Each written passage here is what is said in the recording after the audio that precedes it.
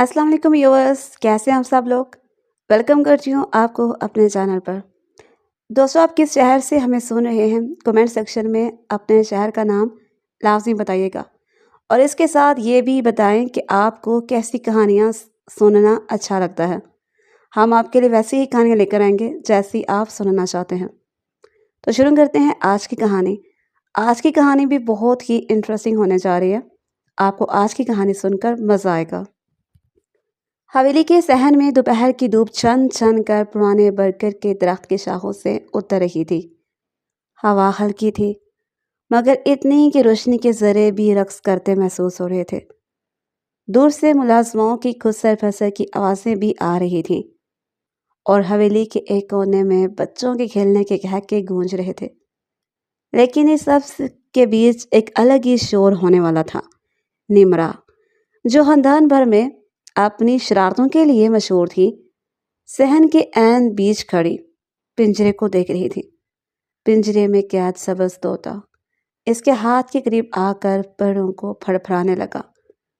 نمرا نے ہونٹ بھیج کر مسکراہٹ دبائی اور سرگوشی کے انداز میں بولی، چھوٹے میاں، آج تمہیں آزادی دلاتی ہوں، دیکھو کیسے آسمان کی سیر کرتے ہو۔ اس نے آہستگی سے پنجرے کا دروازہ کھولا، اور جیسے ہی طوطے نے فضا میں قدم رکھا، وہ خوشی سے تالیاں بجا اٹھے۔ طوطا پروں کو پھڑپھڑاتا ہوا صحن کے اوپر گیا اور پھر ایک جھٹکے سے نیلے آسمان میں غائب ہو گیا۔ نمرا نے ہنستے ہوئے کہا، جا بھی جا، قید ختم، اب تو بھی آزاد۔ وہ اپنی خوشی میں کہکے مار رہی تھی کہ اچانک پیچھے سے ایک دھاڑتی ہوئی آواز گونجی، ایسی آواز جس نے پورے ماحول کو لرزا دیا تھا۔ نمرا، اس ایک لفظ کے ساتھ ہی ماحول بدل گیا، کہکے دب گیا، ہوا کا بہاؤ بھی جیسے رک گیا۔ نمرا کا دل ایک لمحے کو کام کیا، مگر اس کی شرارت دبنے والی نہیں تھی۔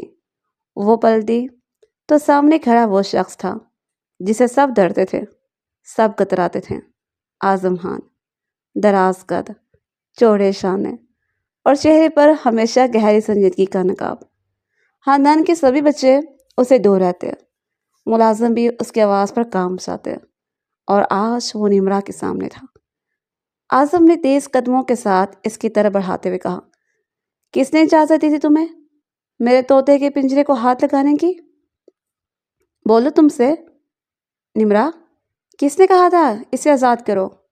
اس کی آنکھوں میں غصہ دہک رہا تھا۔ نمرا نے ایک لمحے کو نظریں جھکائیں، مگر پھر شرارت بھری مسکراہٹ کے ساتھ بولی، اعظم بھائی، وہ بیچارہ قید میں گھٹ رہا تھا، میں نے سوچا کہ آزاد کر دوں، جانوروں کو بھی تو آزادی ملنی چاہیے۔ اعظم نے غصے میں مٹھیاں بھیج لیں، اس کی رگیں ابھر آئیں، وہ قریب آ کر گر جا۔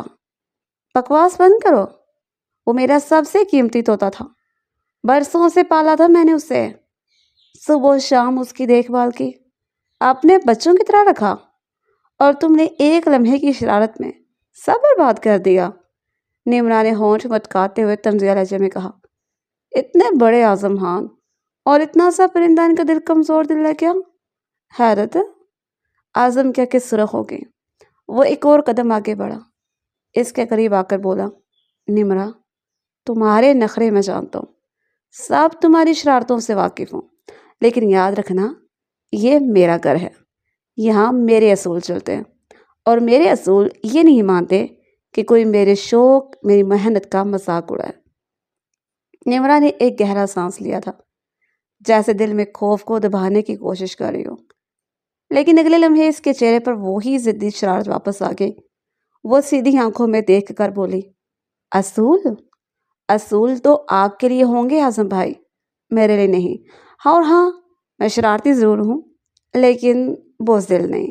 میں جو کرتی ہوں وہ سب کے سامنے کرتی ہوں، آپ جتنا مرضی چیخ لیں، میری بات نہیں بدلے گی۔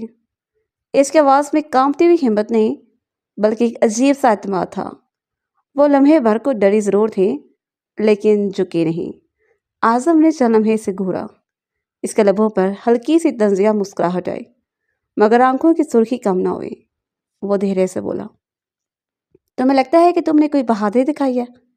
یاد رکھو نمرا، زندگی کھیل نہیں ہے، تمہاری یہ ضد، یہ نخرے ہیں، ایک دن تمہیں رلائیں گے اور اس دن شاید میں تمہیں بچانے کے لیے بھی نہیں آؤں گا، نمرا نے گردن اکڑاتے ہوئے کہا تھا۔ ڈراوے دے کر آپ مجھے خاموش نہیں کرا سکتے۔ آپ کے لیے وہ طوطا قیمتی ہوگا، لیکن میرے لیے اس کی آزادی زیادہ قیمتی تھی، اور آپ چاہتے ہیں کہ آپ کی وجہ سے میں اپنی زندگی انجوائے کرنا چھوڑ دوں، تو یہ آپ کی غلط فہمی ہے۔ اعظم نے ایک گہری سانس لی، جیسے غصے کو قابو میں رکھنے کی کوشش کرو، پھر اچانک کو پیچھے ہٹا اور سخت لہجے میں بولا، نمرا، یہ پہلی اور آخری بار ہے۔ اگر دوبارہ کسی نے میرے معاملات میں دخل اندازی کی تو انجام اچھا نہیں ہوگا۔ یہ کہہ کر وہ تیز قدموں سے صحن کے دوسرے کونے کی طرف بڑھ گیا تھا۔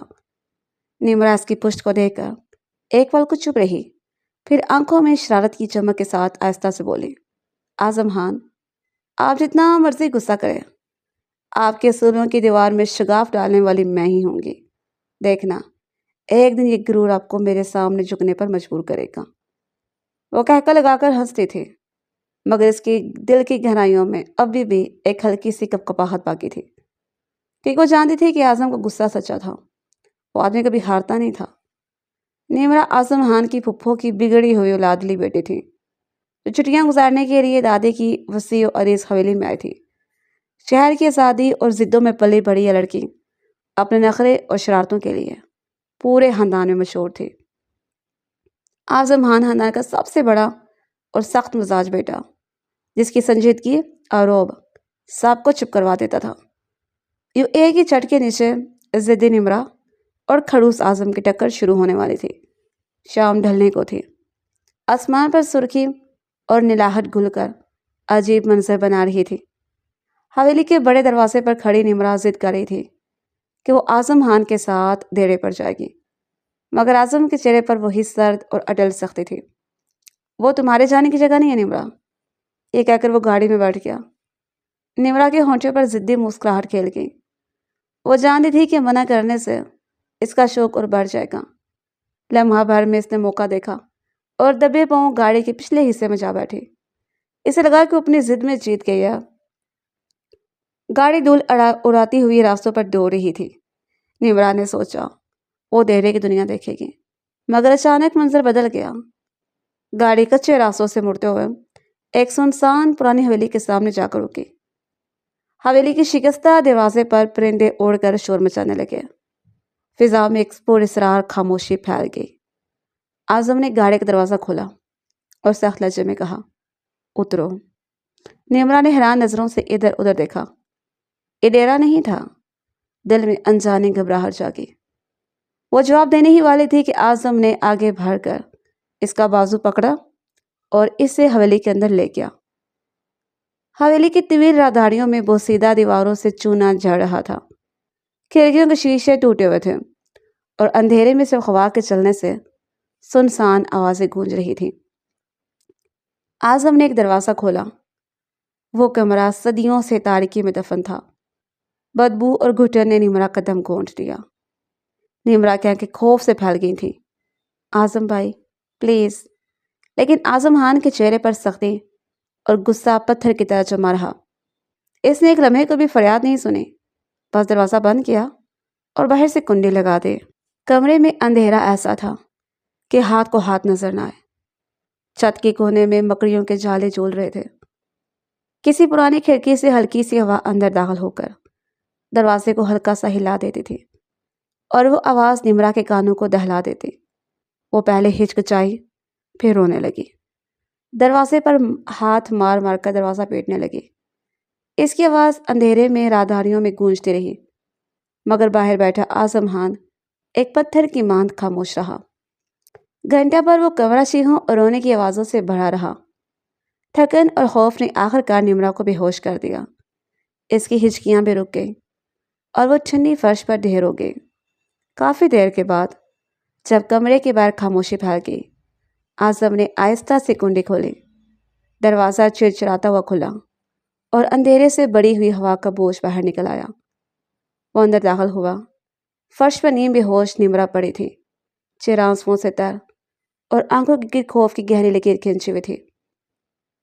اعظم لمحہ بھر کو ٹھٹک گیا۔ اس کی سانس بھاری ہو گئی۔ دل میں عجیب سی کسک اٹھی۔ وہی نمرا جس کی شرارتوں نے اسے تنگ کر رکھا تھا، آج اس کی ضد کی سزا سہتے سہتے ہوش گنوا بیٹھی تھی۔ اس نے جھک کر اسے اپنے بازو میں اٹھا لیا۔ نمرا کا ہلکا سا جسم اس کے چوڑے شانے پر لڑستا ہوا محسوس ہوا۔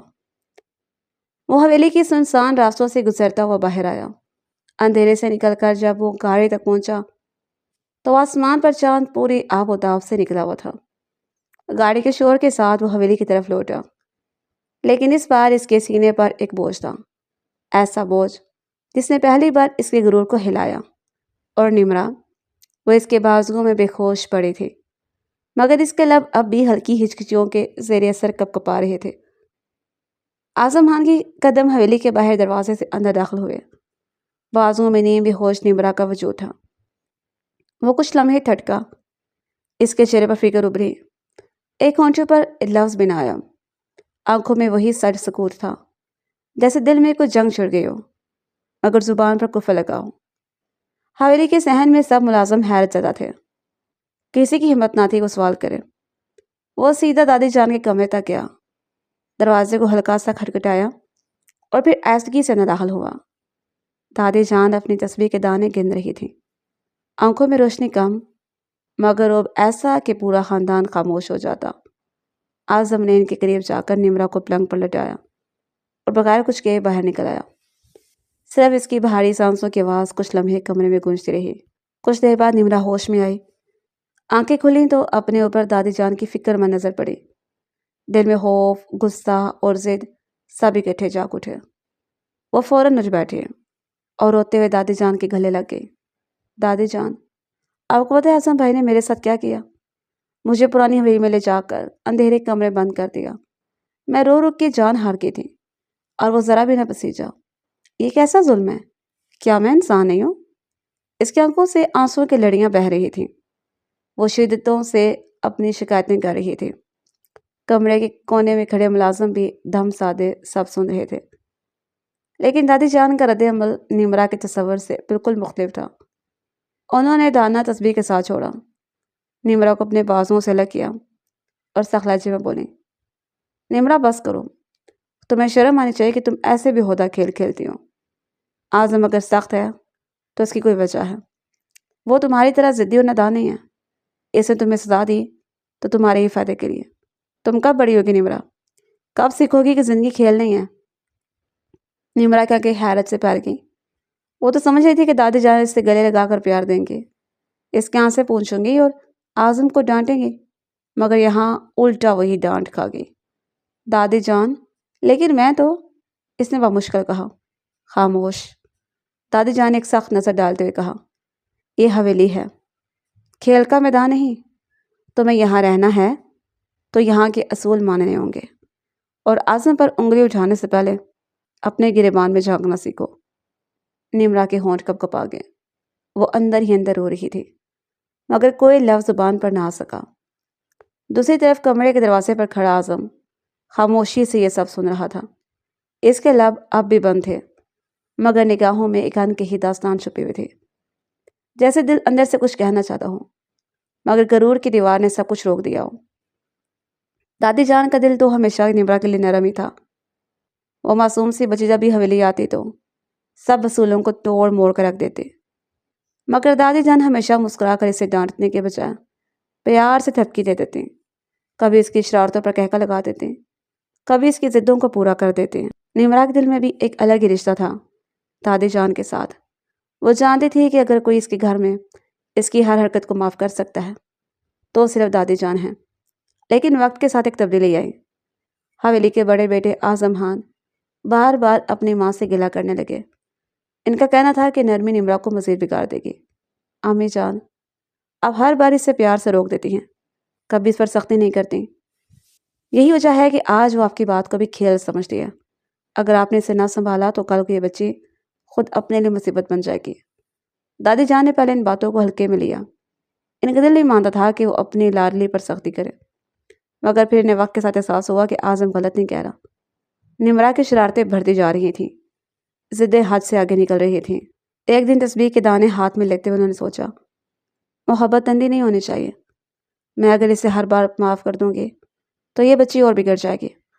اعظم کی بات سچ ہے، اسے سمجھانے کے لیے سختی ضروری۔ باقی اصولوں کی طرح حویلی کا یہ اصول برسوں پرانا تھا کہ رات کے بعد اس دروازے سے کوئی باہر نہ جائے، مگر نیمرا جیسی ضدی اور شرارتی مزاج کے لیے کبھی دیوار نہیں بنتے تھے۔ اس رات بھی اس نے ایک عام عمر کزن کا ہاتھ تھاما اور دبے پاؤں آہستہ آہستہ دروازے کی طرف چلے گئے۔ پہرے دار کو کچھ کہہ کر بہلا دیا گیا اور دونوں لڑکیاں ہنستے کھلکھلاتے گاؤں کی سڑک پر نکل آئیں۔ اندھیری رات، سڑک کے کنارے جلتی پیلی لائٹیں دور تک سنسان منظر کو اور زیادہ سنجیدہ بنا رہی تھیں۔ نمرا کے لبوں پر فاتحانہ مسکراہٹ ہے۔ دیکھا کزن، حویلی کے اصول صرف ڈرانے کے لیے ہیں، ہم چاہیں تو سب کچھ توڑ سکتے ہیں۔ ابھی وہ دونوں آگے بڑھ ہی رہی تھیں کہ پیچھے سے ایک گاڑی کے بریک چرچرانے کی آواز آئی۔ سڑک پر روشنی کی جھلک پڑی اور لمحے بھر میں وہ گاڑی ان کے برابر آن رکی۔ ڈرائیور کی سیٹ سے باہر آتی روشنی نے ایک چرا واضح کیا، اعظم خان۔ اس کے ماتھے پر بال تھے، آنکھوں میں غصے کی سرخی اور چہرے پر ایسا روب کہ نمرا کی ہنسی ایک لمحے کو تھم گئی۔ اعظم گاڑی سے اترا، بھاری قدموں کے ساتھ ان کے سامنے آ کھڑا ہوا۔ یہ کیا تماشا؟ رات کے اس پہر تم دونوں یہاں کیا کر رہی ہو؟ تمہیں معلوم نہیں ہے کہ شہر نہیں گاؤں ہے؟ یہاں لوگ سڑک پر کھڑی لڑکیوں کو کیا نام دیتے ہیں؟ نیمر لب کھولنے کی کوشش کی مگر الفاظ زبان پر آنے سے پہلے حلق میں پھنس گئے۔ اس نے پہلی بار محسوس کیا کہ اعظم کا غصہ کھیل نہیں تھا۔ اعظم نے ایک سخت نگاہ ڈالی اور دونوں لڑکیوں کے ہاتھ پکڑ کر تقریباً گھسیٹتے ہوئے گاڑی تک لے گیا۔ کزن ہچکچاتی رہی مگر نیمرا کے چہرے پر پہلی بار رنگ اڑنے لگا تھا۔ گاڑی کے اندر خاموشی کا دباؤ اتنا گہرا تھا کہ دل کی دھڑکنیں بھی سنائی دے رہی تھی۔ کچھ کی دیر میں حویلی کے بڑے دروازے کے سامنے گاڑی رکی تھی۔ اعظم نے دونوں کو گاڑی سے اتارا، صحن میں لے آیا۔ دروازہ بند ہوا تو اس کی گونج ساری حویلی میں پھیل گئی۔ نیمرا، وہ پہلی بار اس کے نام کو اس کے انداز سے پکار رہا تھا کہ اس کلیجے کی گونج دیواروں سے ٹکرا کر واپس آ رہی تھی۔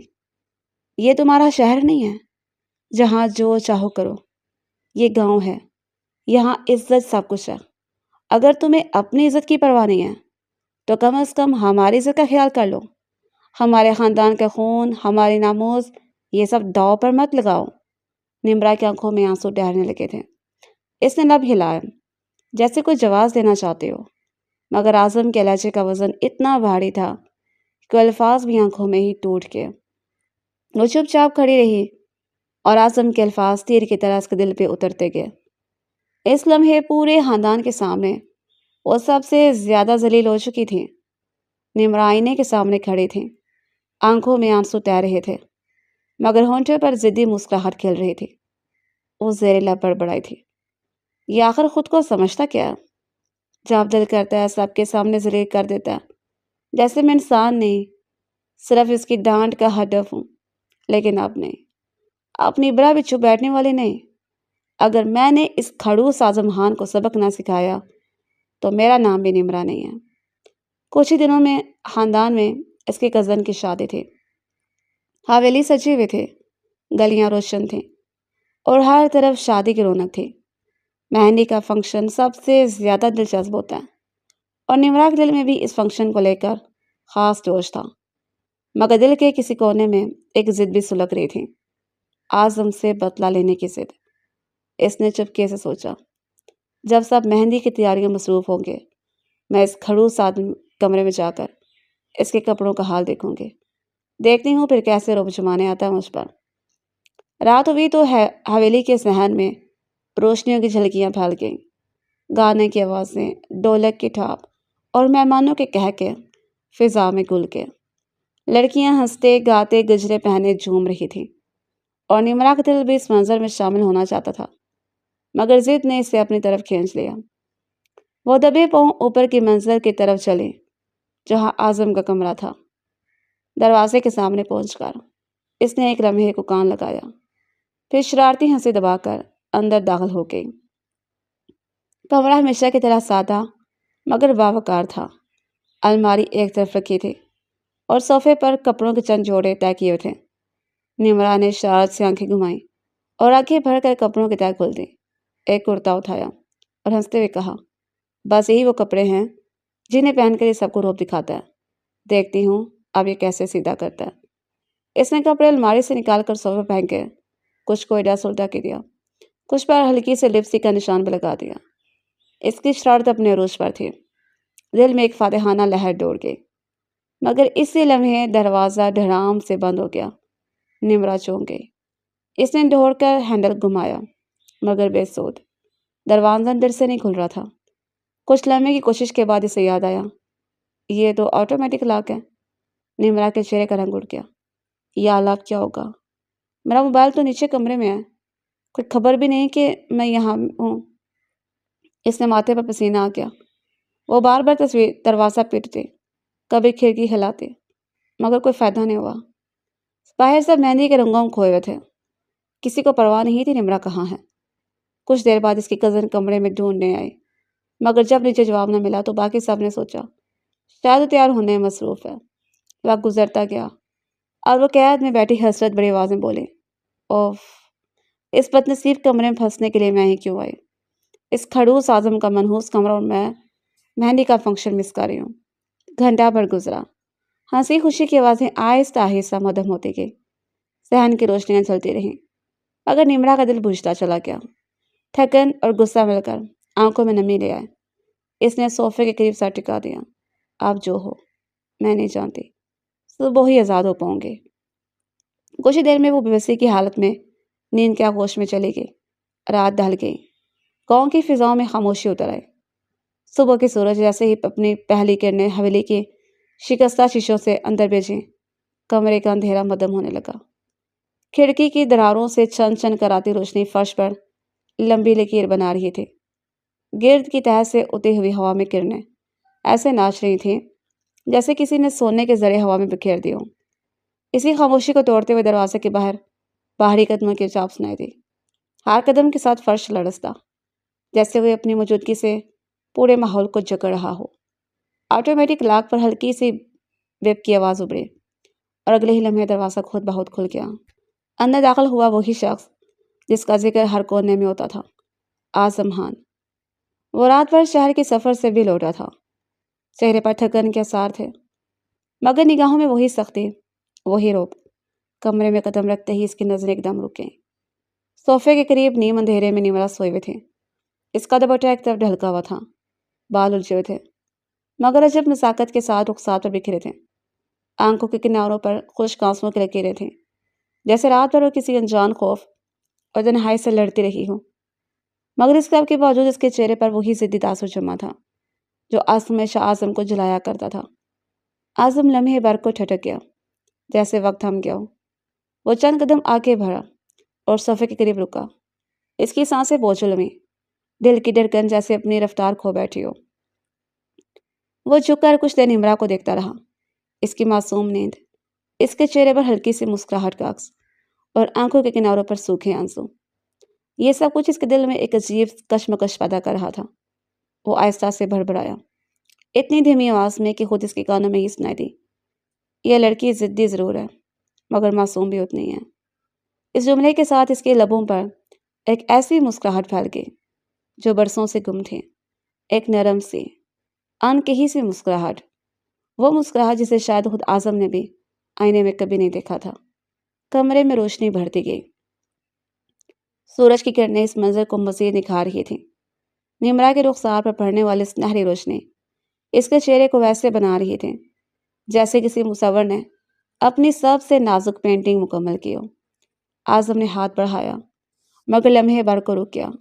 اس کی انگلیاں فضا میں مہلک رہ گئی۔ دل چاہ رہا تھا کہ اس کے رخسار وہ آنسوؤں کی لکیر مٹا دے، مگر غرور اور سختی کی دیوار نے اس کے بازو کو روک لیا۔ وہ جانتا تھا کہ اگر اس لمحے سے نرمی دکھا دی تو شاید کبھی دوبارہ وہی پرانا اعظم نہ رہ سکے۔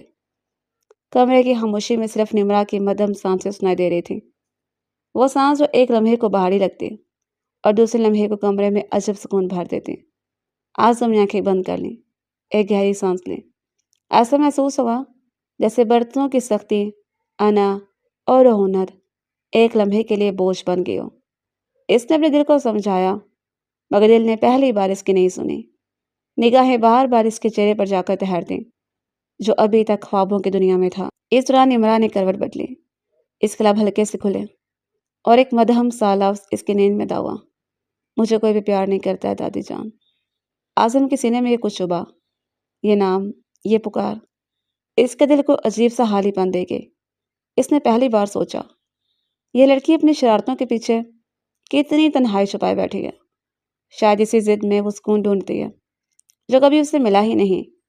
اعظم کے سینے میں کچھ چبھا، یہ نام، یہ پکار، اس کے دل کو خالی پن دے گئی۔ وہ صوفے کے بازو پر ٹک گیا جیسے وقت قیدی ہو۔ اس کی نظریں ابھی بھی نمرا کے چہرے پر تھیں مگر لب خاموش تھے۔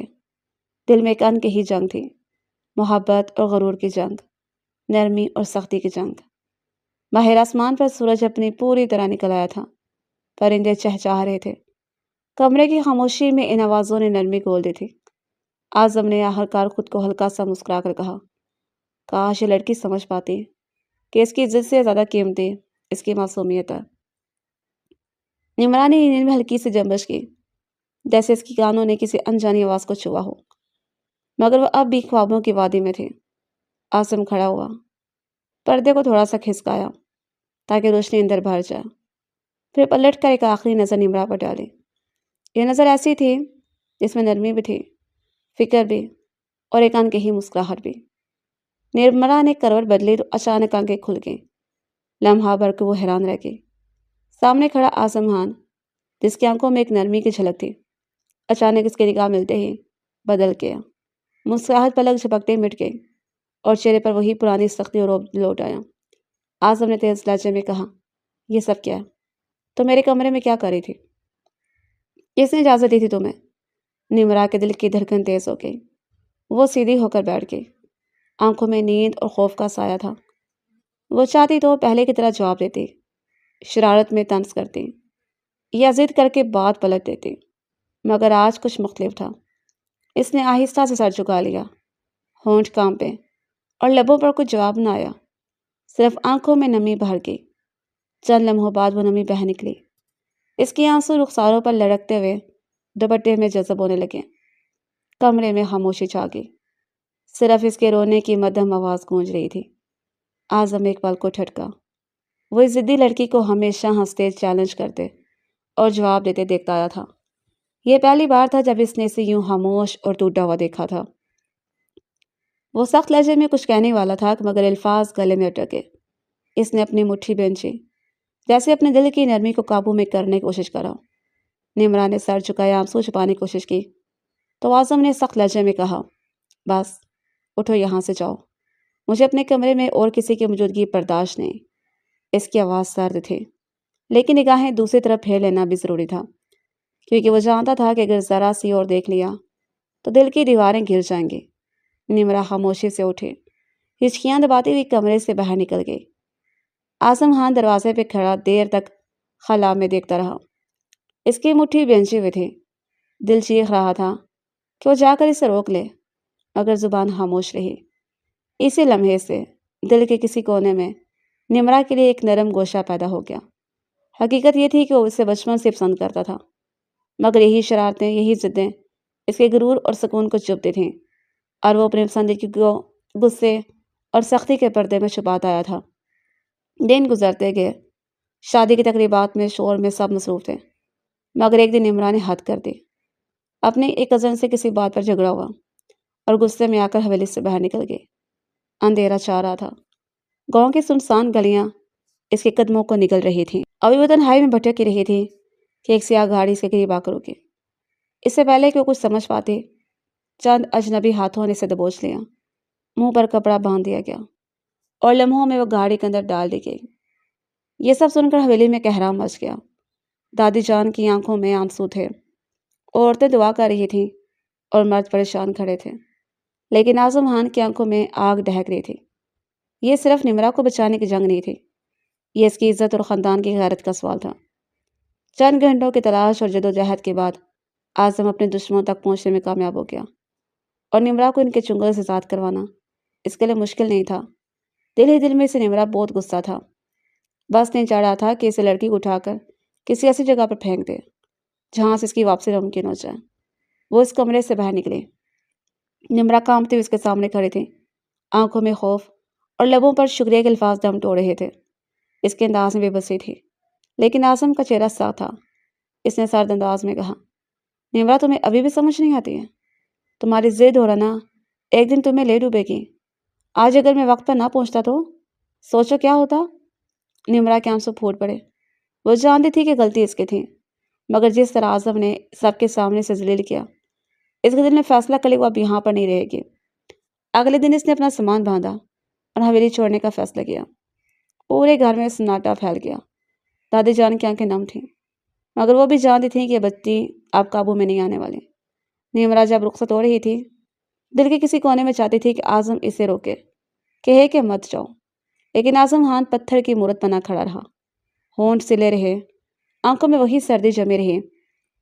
نمرا روتی رہی، حویلی کے دروازے سے باہر نکل گئی، اور اعظم خان وہ اندر سے ٹوٹ گیا، مگر زبان پر ایک لفظ نہ آیا۔ اس بار اس نے واقعی اسے جانے دیا، شاید اپنی انا کے ہاتھوں قیدی بن کر۔ 4 سال، لمحہ لمحہ اذیت اور بے بسی کے 4 سال۔ نمرا نے حویلی چھوڑنے کے بعد خود کو مکمل طور پر بدلنے کا فیصلہ کر لیا۔ اب وہ وہی ضد دل اور لاپرواہ لڑکی نہیں تھی۔ اس نے اپنی زندگی کو ایک نئی ڈگر پر ڈال دیا، تعلیم مکمل کی، اپنے اعتماد کو گروم کیا، شخصیت کو سنوارا۔ وقت نے اسے ایک نخرے باز لڑکی سے ایک باوقار اور پرکشش عورت میں بدل دیا۔ ادھر اعظم خان 4 سال میں اور بھی زیادہ سنجیدہ اور خاموش مزاج ہو گیا تھا۔ گاؤں کے حویلی کے جھگڑوں سے نکل کر وہ بزنس ورلڈ کا حصہ بن چکا تھا۔ اس کی آنکھوں کی سختی اور لبوں کی خاموشی اور گہری ہو گئی تھی۔ سب جانتے تھے کہ اعظم خان اپنی زندگی میں کسی عورت کو جگہ نہیں دیتا، مگر دل کی گہرائیوں میں ایک نام ایسا تھا جسے وہ لاکھ چاہ کر بھی بلا نہیں سکا تھا، نمرا۔ اسی دن شہر کی ایک بڑی بزنس پارٹی میں ان دونوں کا سامنا ہوا۔ حال روشنیوں سے جگمگا رہا تھا، قیمتی فانوسوں کی روشنی میں ہر چہرہ چمک رہا تھا۔ مردوں کے سنجیدہ سوٹ، عورتوں کے دیدہ زیب لباس اور مہنگے زیورات ماحول کو مزید شاندار بنا رہے تھے۔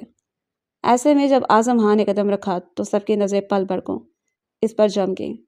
اس کی شخصیت اب پہلے سے بھی زیادہ رعبدار تھی، مگر جیسے ہی اس کی نگاہ ایک کونے میں ٹھہری، وہ لمحے بھر کو تھم گیا۔ وہاں وہی چہرہ تھا جس سے برسوں پہلے وہ اپنی ضد اور انا کے ہاتھوں رلا کر چھوڑ آیا تھا، نمرا۔ وہ ایک شاندار لباس میں کھڑی تھی۔ اس کے چہرے پر اب بچپنے کی ضد نہیں تھی، بلکہ اعتماد کی جھلک تھی۔ آنکھوں میں وقار، مسکراہٹ میں کشش۔ وہ اب وہ نمرا نہیں تھی، وہ عورت بن چکی تھی جسے دیکھ کر سب کی نگاہیں رک جاتی تھیں۔ اعظم کے دل میں ایک جھٹکا سا لگا۔ برسوں کی سختی ایک لمحے کو نرم پڑ گئی۔ اسے نظریں ہٹانی چاہیں، مگر نہ ہٹا سکا۔ نمرا نے بھی اسے دیکھ لیا۔ دل نے لمحہ بھر کو دھڑکنا بھول گیا، مگر وہ فوراً سنبھل گئی۔ ہونٹوں پر ہلکی سی مسکراہٹ سجا کر اسے نظریں دوسری طرف موڑ لیں، جیسے اس کے وجود کی کوئی اہمیت ہی نہ ہو۔ یہی لمحہ اعظم کے لیے آگ کی طرح سلگ گیا۔ وہ نمرا کے قریب جانے لگا، مگر اس کا نظر انداز کرتے ہوئے وہاں سے چلی گئی۔ یہ دیکھ کر وہ اپنی مٹھی بھیج گیا۔ نمرا کے دل میں طوفان برپا تھا۔ وہ جانتی تھی کہ اعظم بدل رہا ہے، اس کے قریب آ رہا ہے، مگر اس نے فیصلہ کیا کہ پہل وہ خود نہیں کرے گی۔ اس نے دل ہی دل میں کہا، اگر اسے میری اہمیت کا احساس ہے تو وہ سب سے پہلے اظہار کرے گا اور معافی بھی مانگے گا۔ کچھ دن یوں ہی گزر گئے۔ اعظم کا رویہ سب کے لیے حیرت کا باعث بن رہا تھا۔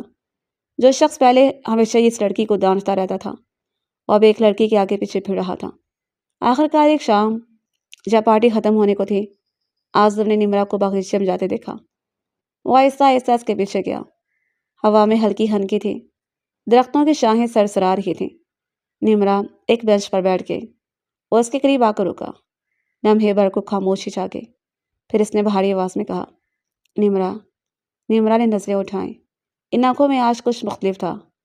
وہ غرور جو برسوں تک اس کی پہچان رہا تھا، اب اس کی جگہ ندامت اور بے قراری نے لے لی تھی۔ اعظم نے گہری سانس لی اور آہستہ آہستہ بولا، میں جانتا ہوں میں نے تمہارے ساتھ کچھ برا کیا، تمہاری ضد کو غلط سمجھا، تمہاری شرارتوں کو انا سمجھ کر تمہیں بار بار رلایا، تمہیں سب کے سامنے ذلیل کیا، اور وہ بھی بار بار۔ اس کے لہجے میں لرزش تھی۔ نمرا، اگر وقت پلٹ سکتا تو میں سب بدل دیتا، لیکن اب میرے پاس صرف ایک ہی راستہ ہے، معافی مانگنے کا۔ نمرا کا دل تیزی سے دھڑکنے لگا۔ وہ لمحے بھر کو خاموش رہی، لب کانپے، مگر جواب نہ آیا۔ اعظم نے ایک قدم قریب آ کر کہا، میں تم سے محبت کرتا ہوں نمرا۔ یہ محبت برسوں سے میرے دل میں تھی، مگر میں نے اسے اپنے غرور کے پیچھے چھپا دیا، اور آج میں اپنے غرور کو دفن کر کے تمہارے سامنے کھڑا ہوں۔ اس نے پہلی بار اپنے لہجے کو مکمل نرم کر لیا۔ کیا تم مجھے معاف کرو گی؟ کیا تم مجھے ایک موقع دو گی کہ میں اپنی زندگی تمہیں خوش رکھنے کے لیے گزار سکوں؟ نمرا کی آنکھوں سے آنسو بہہ نکلے۔ اس بار وہ ضدی لڑکی نہیں تھی، وہ ایک عورت تھی جس نے برسوں تک اس لمحے کا انتظار کیا تھا۔ اس نے دن نگاہیں جھکا لیں، دل نے ہزاروں باتیں کہنی چاہیں، مگر لب خاموش تھے۔ اعظم نے تھوڑا سا جھک کر اس کا ہاتھ تھام لیا۔ اس کا لمس سخت مگر سچا تھا۔ نمرا، میں معافی نہیں مانگ رہا، میں اپنی زندگی تمہارے حوالے کرنا چاہتا ہوں۔ میں چاہتا ہوں تم میری بیوی بنو۔ ہوا تھم گئی، لمحہ رک گیا۔ نمرا نے آہستہ سے نظریں اٹھائیں، آنکھوں میں آنسو تھے، مگر لبوں پر مسکراہٹ تھی۔ وہ لمحہ جس کی اسے برسوں سے چاہت تھی، آج اس کے سامنے حقیقت بن کر کھڑا تھا۔ نمرا نے دھیرے سے کہا، اعظم، شاید میں نے تمہیں معاف تو کہیں پہلے ہی کر دیا تھا، مگر آج دل کہتا ہے کہ تم میرا نصیب کا وہ حصہ ہو جسے میں چاہ کر بھی کاٹ نہیں سکتی۔ اعظم کی آنکھوں میں روشنی سے اتر آئی۔ اس نے آہستہ سے اس کے آنسو صاف کیے۔ شکریہ نمرا، یہ میرا وعدہ ہے، اب تمہاری آنکھوں میں کبھی آنسو نہیں آنے دوں گا۔ دور آسمان پر چاندنی بکھر گئی، دونوں کے درمیان برسوں کی رنجشیں اور فاصلوں کی دیواریں ٹوٹ چکی تھیں۔ یہ ماضی کی تلافی ہی نہیں تھی، ایک نئے رشتے کی شروعات تھی۔ وہ چونک کر اس کی طرف دیکھنے لگی تھی۔ اعظم کے چہرے پر وہی روب تھا، مگر آنکھوں میں پہلی بار نرمی کی جھلک آئی تھی۔